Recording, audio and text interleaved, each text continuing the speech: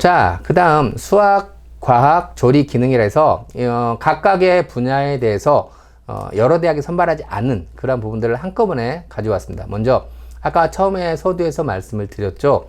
수학, 과학, 특기자 전형 같은 경우는 과거에는 많은 대학에서 특히 상위권 대학에서 실시를 했지만 이제는 유일하게 이화여대 한 곳만 남아있다라고 말씀을 드릴 수가 있겠습니다. 이화여대 한 곳에서 각각의 학과에서 저렇게 선발을 하고 있고 총 인원은 50명이 되겠습니다.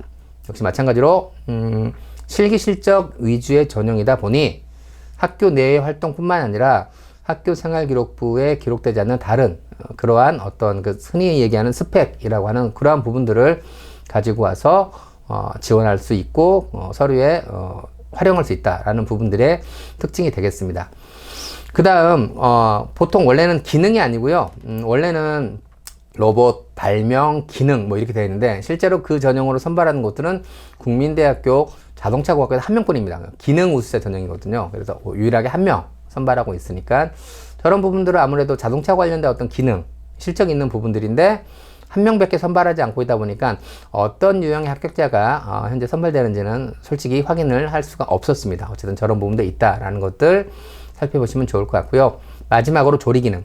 보통 조리 관련된 학과는 전문대학교에 굉장히 많이 포진되어 있습니다. 그런데 일반 대학에서 한국국제대학교 외식조리학과에서 조리 관련된 역시 마찬가지로 서류평가 60이니까 여기에 조리와 관련된 어떤 여러 가지 다양한 자격증 플러스 혹시 조리 관련된 수상 실적이 있다면 그런 부분들을 활용한다면 역시 유의미한 결과들을 얻어낼 수 있다라고 생각을 하고 있습니다.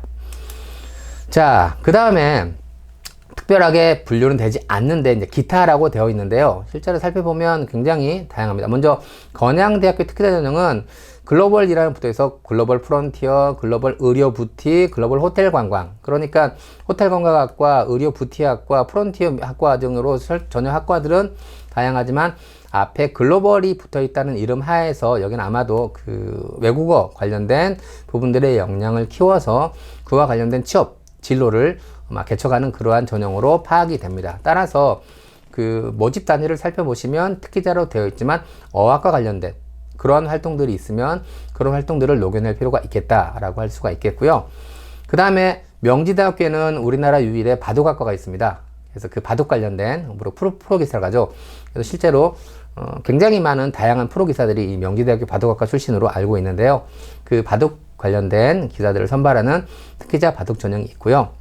상지대학교는 특기자 전형인데 그냥 두 개를 갖다가 합쳐놨습니다. 어학 특기자와 컴퓨터 관련 특기자를 어학 관련해서 영어와 중국어, 그 다음에 정보통신 소프트웨어공학과 컴퓨터학과를 해서 두 개의 전형들을 그냥 합쳐서 그냥 특기자라고 선발을 해서 여기에 묶어봤고요.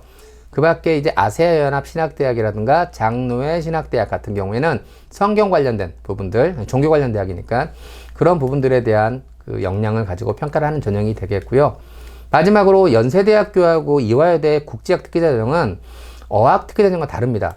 저게 무슨 말이냐면 연세대학교 국제학 특기자 전형은 국제인재 전형은 언더학부 학생들을 선발합니다. 참고로 언더학부는 영어로 모든 수업이 진행됩니다.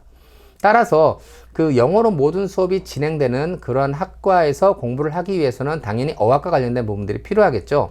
그런데 딱히 어학 성적만 가지고 하는 게 아니라서 그래서 국제인재 전형이라는 이름으로 영어로 100% 수업이 이루어지는 학과에서 충분히 수업을 받을 수 있느냐라는 그러한 역량들을 바탕으로 선발을 한다라고 이해를 하시면 될 것 같습니다.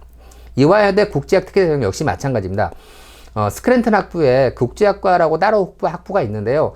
그 학부 역시 마찬가지로 연세대학교 언더우드 학부처럼 이화여대 국제학부 역시 마찬가지로 100% 영어로 수업이 진행됩니다. 따라서 연세대학교하고 이화여대는 특정적인 어떤 그 공인어학 성적의 몇 점 이런 것들을 요구하고 있지는 않지만 영어로 100% 수업이 이루어지는 그러한 수업을 따라갈 수 있느냐라는 부분들에 포커스를 맞춰가지고 학생들을 선발한다라고 이해를 하시면 될 것 같습니다. 자, 그래서 오늘 저는 예체능계, 음악미술, 체육을 제외한 나머지 다른 다양한 분야의 실기 실적 위주 전형에 대한 부분들을 알려드렸는데요. 자, 학생부 종합전형과 실기 실적 위주 전형의 가장 큰 특징은 뭐다? 학생부 종합전형에서는 교회 활동이나 또는 교회 수상 실적들을 활용할 수 없었지만 이 실기 실적 위주의 전형에서는 그러한 부분들을 가지고 서류에 포함시켜서 자신의 학교 외 활동들을 충분히 활용할 수 있다라는 부분들이 되겠고요. 특히 아까도 언급을 했지만 가장 많은 대학교에서 가장 많은 인원을 선발하는 어학특기대전형 같은 경우는 공인어학 성적, 물론 일부 대학에서 해당 점수를 딱 지정합니다. 근데 어쨌든 공인어학 성적과 동시에 그 해당 언어에 관련된 면접을 동시에 준비할 필요가 있겠고요. 그 다음에 아까 조리라든가 또는 미용 이런 부분들은 자격증을 요구하고 있기도 합니다. 그래서 그런 자격증을 있는 부분들은 그러한 것들을 활용하는 원서 접수도 충분히 의미가 있을 수 있다라는 부분들의 말씀을 드릴 수가 있겠습니다. 예, 이상 여기까지 2022학년도 대입정보 119에서 실기실적 위주의 전형, 음악미술 체육을 제외한 그 부분에 대한 전형에 대한 설명들을 모두 드렸습니다. 예, 지금까지 강의를 들어주셔서 감사합니다. 이상 마치겠습니다.